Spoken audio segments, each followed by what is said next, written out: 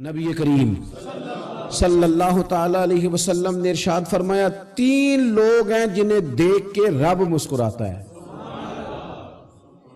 یا رسول اللہ صلی اللہ علیہ وسلم وہ کون کون سے؟ تو محبوب فرمانے لگے ایک وہ بندہ ساری مخلوق سوئی ہے، آدھی رات ہے، رات کا پچھلا پہر ہے، اس نے اٹھ کے وضو کر لیا، مصلی پہ کھڑا ہو گیا خدا کی یاد میں، فرمایا اسے دیکھ کے رب مسکراتا ہے جو اس کی شان کے لائق ہے۔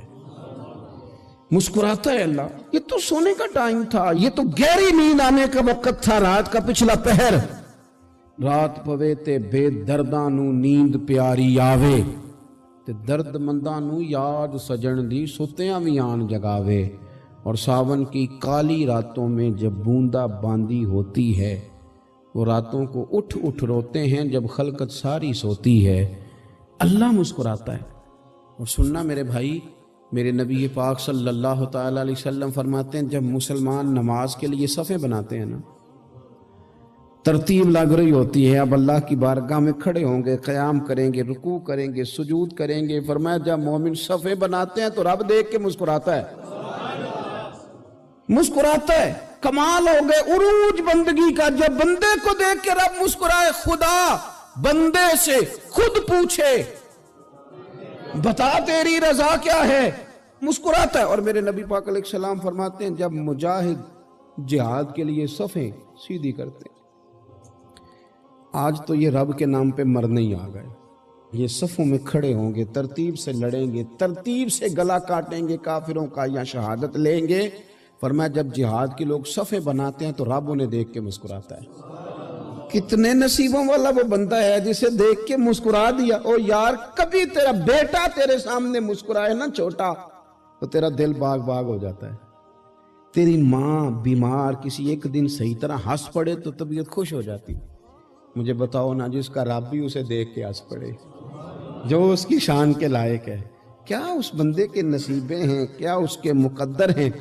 آپ اس مقام پر اپنے آپ کو لائیں۔ اب دیکھیں نا یہ حدیث آپ نے سن لی، اب ہم نے نا اس طرح صفحے نہیں بنانے جس طرح ساری دنیا، اب ذرا صفحے بھی شوق سے بنائیں گے، اب ذرا تھوڑا سا شوق پیدا کریں گے، بھئی یہ تو میں وہ کام کرنے لگا ہوں جسے دیکھ کے رب مسکراتا ہے۔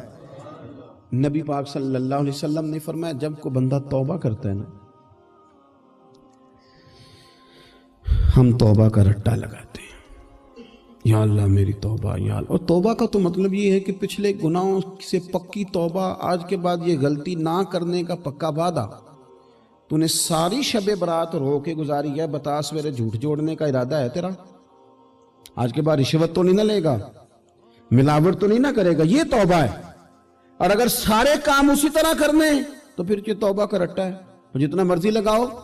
حضرت علی بن ربیعہ رضی اللہ تعالیٰ عنہ فرماتے ہیں میں مولا علی کے ساتھ تھا، مقام حرہ کی طرف جا رہے تھے، حضرت علی نے ہاتھ اٹھا کے دعا مانگی ہماری تعلیم کے لیے، ورنہ حضرت علی ہم صحابہ کو محفوظ عن الخطا تو مانتے ہیں نا، ہاتھ اٹھا کے کہا اے اللہ ہمارے گناہ بخش دے، تیرے علاوہ کوئی معاف کرنے والا نہیں۔ اور پھر حضرت علی آسمان کی طرف دیکھا اور دیکھ کے نا حضرت علی بن ربیعہ کو تو مسکرائے۔ حضرت علی بن ربیعہ کہنے لگے حضور مسکرائے کیوں ہو؟ فرمانے لگے ایک دن میں حضور کے ساتھ اسی طرح آیا تھا، اسی طرح حضور نے دعا فرمائی تھی ہماری تعلیم کے لیے، اور پھر حضور مجھے دیکھ کے مسکرائے تھے اور فرمایا جب کوئی بندہ رب کی بارگاہ میں اس طرح استغفار کرتا ہے تو رب مسکراتا ہے، اور مسکرا کے فرماتا دیکھ لو میرے بندوں کو پتا ہے کہ میرے علاوہ معاف کرنے والا کوئی نہیں، انہیں پتا ہے، تم اس کی بارگاہ میں رجوع تو لاؤ، آؤ تو صحیح دو آنسو لے کر۔ اقبال کہتے ہیں کہ موتی سمجھ کے شان کریمی نے چن لیا، قطرے دو گرے میرے اب کے انفعال کے، دو میں نے آنسو بہائے تھے تو اس کے کرم نے تو موتی سمجھ کے چن لیا۔ سنو نا حضور اس استغفار کو، اللہ کو یار رات کو توبہ کر کے سونا چاہیے ہمیں، کچھ غلطیاں ہم کرنا نہیں چاہتے پر ہم سے ہو جاتی ہیں، کچھ دل ہم توڑنا نہیں چاہتے پر وہ ٹوٹ جاتے ہیں، ہماری مجبوری ہوتی ہے ٹوٹ جاتے ہیں۔ رات کو اس کی بارگاہ میں ہاتھ باندھ کے کشکول طلب دراز کر کے خوب استغفار پڑھنا چاہیے کہ مالک بندے ہیں نا کیا کریں، نفس کا ساتھ ہے، دنیا کا ساتھ ہے، خواہشات نفسانیہ، مالک معاف کر دے، درد سے توبہ، رسم نہ ہو، کہانی نہ ہو، लफ्ज ना हो, जुमले ना हो, और जनाब ऐसे लोगों के बीच बड़े हाथ बांध के और बड़ा कोई जरूरत नहीं। आप अकेले अपनी चारपाई पे बिस्तर के अंदर मुंह दे के भी दर्द से कहेंगे ना माफ कर दे, तो वो तो मेहरबानी बड़ा है। मेरे नबी पाक सल्लल्लाहु अलैहि वसल्लम मिसाल देते हैं, फरमाया एक आदमी सहरा में जा रहा, सहाबा से हुजूर खिताब कर रहे हैं, फरमाया एक आदमी सहरा में जा रहा था, उसने अपनी ऊँटनी पे खाना पानी पैसे हर चीज रखी हुई थी। सहरा था बहुत बड़ा, दरमियान सहरा के गया तो थोड़ा सा सस्ताने के लिए, आराम करने के लिए ऊँटनी से नीचे उतरा। अब उसने ऊँटनी की लगाम, ऊँटनी की नकेल अपने सरहाने के नीचे रखी, हाथ के साथ पकड़ी और सो गया। थोड़ी ही देर के बाद जब उसकी आंख खुली तो देखा ऊँटनी गायब है। सहरा में वो पैदल ना आगे जा सकता है, ना पीछे जा सकता है, ना दाएं ना बाएं, खाने को रोटी नहीं, पीने को पानी का कतरा नहीं, थोड़ा इधर भागा उधर भागा, थक गया। करीम महबूब फरमाते हैं वो पूरी तरह निढाल हो गया और मायूस हो गया, माअज़ल्लाह। मायूस होके दोबारा उसी जगह आके लेट गया जहां पहले लेटा था, इंतजार करने लगा कि अब मौत ही आएगी, आखिरी वक्त है। अब ना मैं पैदल ये सहरा क्रॉस कर सकता हूं, ना पीछे जा सकता हूं, ना खाना है ना पानी है, सिवाय मौत के कोई सहारा नहीं। हुजूर फरमाते हैं वो रास्ते में दोबारा लेट गया। अचानक उसने रुख बदला तो ऊँटनी सामने खड़ी थी। हुजूर ने सहाबा से पूछा बताओ ना उसे भला कितनी को खुशी होगी। या रसूल अल्लाह जी से नई जिंदगी मिल गई है।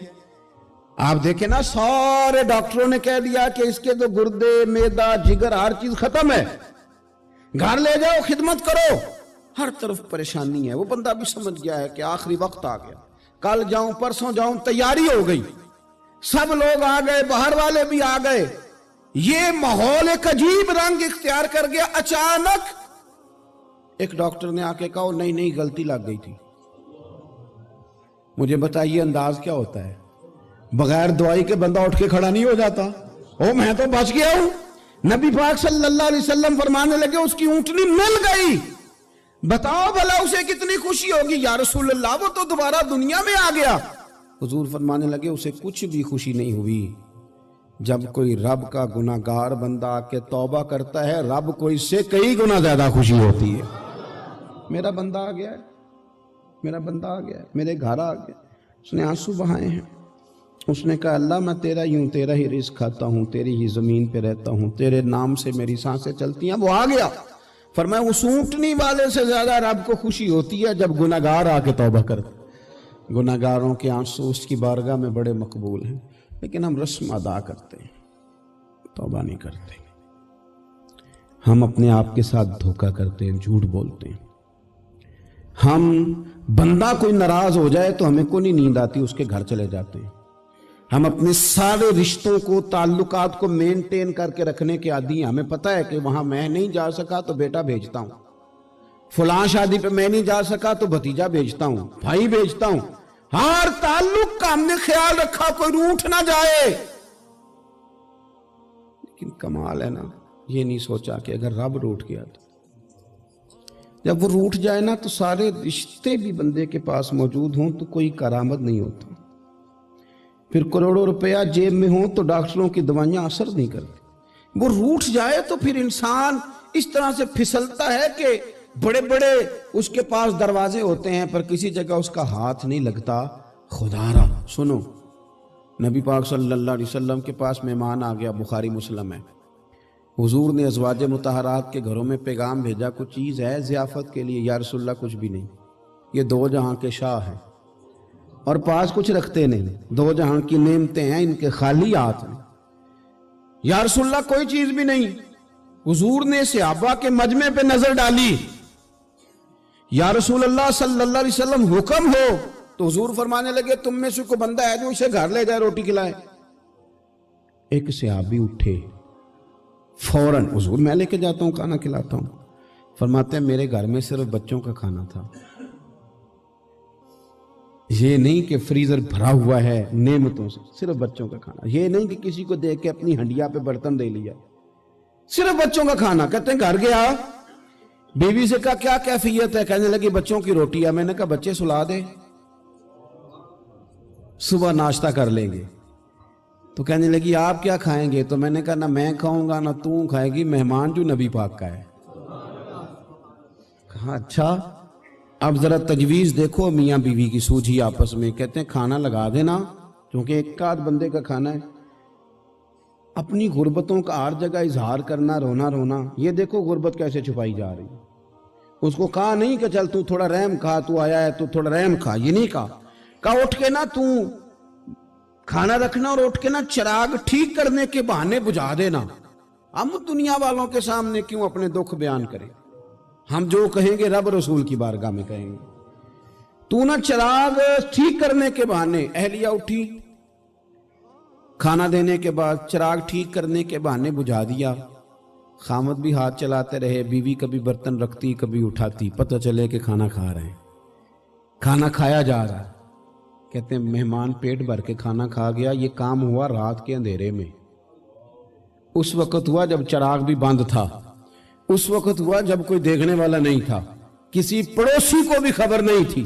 فرماتے ہیں صبح کے اجالے میں اس مہمان کو لے کے مسجد نبوی میں نے قدم رکھا تو نبی کریم نے فرمایا رات جو تم نے کام کیا ہے نا اسے دیکھ کے میرا رب بڑا مسکرایا ہے، اللہ بڑا مسکرایا ہے۔ اللہ تر دامنی پہ شیخ ہماری نہ جائیے، ہم دامن نہ چھوڑ دیں تو فرشتے وضو کریں۔ یہ شان ہے صحابہ کی۔ نبی کریم علیہ السلام نے فرمایا رب رات مسکرایا تیرا یہ انداز دیکھ کے، اور اس نے قرآن نازل کیا وَيُبْصِرُونَ عَلَىٰ أَنفُسِهِمْ وَلَوْ كَانَ بِهِمْ خَصَاصَةٌ۔ کچھ لوگ وہ ہیں جنہیں بڑی بھی ضرورت ہو تو دوسروں پر اثار کر دیتے ہیں۔